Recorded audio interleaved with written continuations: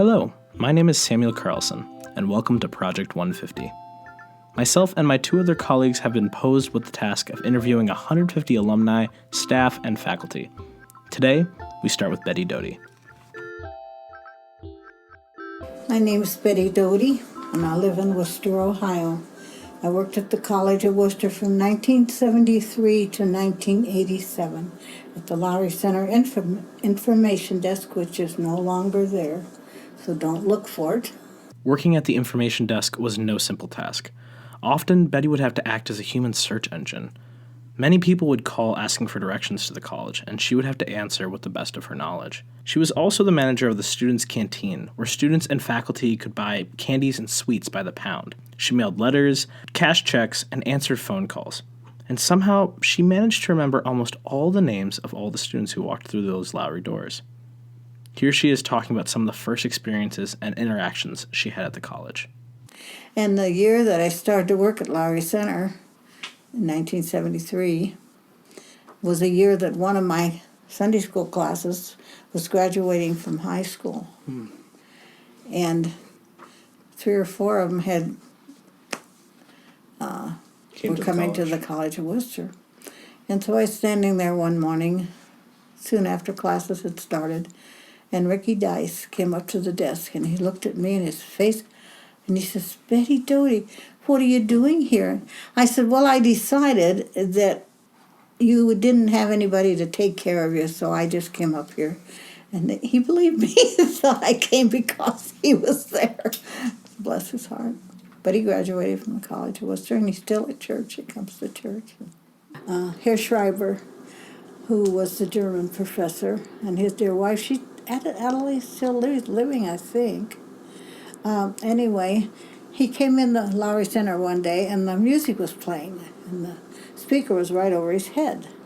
And it was, the music the kids liked, and I always played what they'd get station, whatever, and I'd turn it on for them. And he walked in, and he stood in the middle of the floor there, and he looked up at the ceiling, and he says, "Madam?" And I said, "Yes, sir. If you do not turn that awful music off right now, I shall vomit right here on this floor." And I was new. I didn't know what to do. And I says, "Yes, sir." And man, I turned that radio off right now. Somebody came up a couple minutes later and said, "Why'd you turn the music off?" And I said, "I'll tell you later," because he was standing there.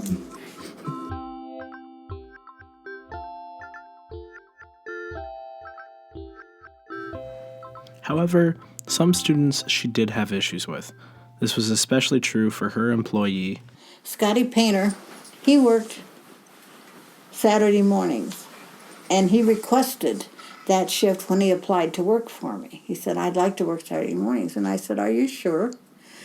And he said, "Yes." And I said, "Do you party on Friday night?" "Well, yeah, sometimes." And I said, "Well, you have to get up in the morning and you have to be here at 7:30 so you can get your money out in the cash register and get it all open." And he said, he called me B. He wouldn't call me Betty. And I said, if he didn't want to call me Betty, then call me Mrs. Doty. "No, I don't want to call you that either." So he called me B. He says, "B, I will be here." I said, "Okay." So the man who run the bowling alley downstairs used my safe to keep his money in it because he didn't have a safe down there. And so he was always there at 7:30 on Saturday morning to get his money out of the safe.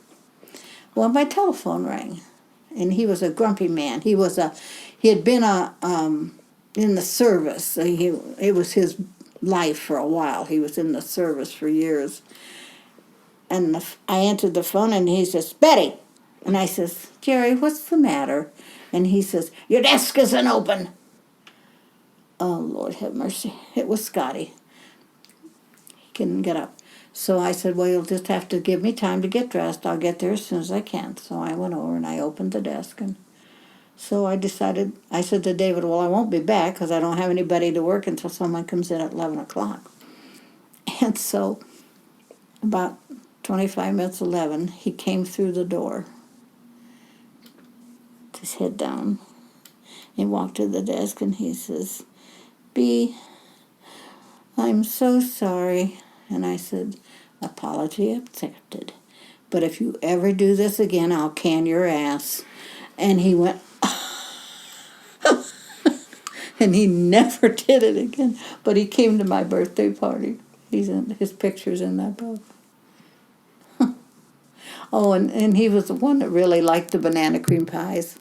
But you wouldn't believe who her favorite student is. Oh, Scotty Painter, that kid that didn't open up when he was supposed to. I just love that kid. He is so, and I didn't. That's what I was going to tell you. When he came to my birthday party, he brought me 2 banana cream pies.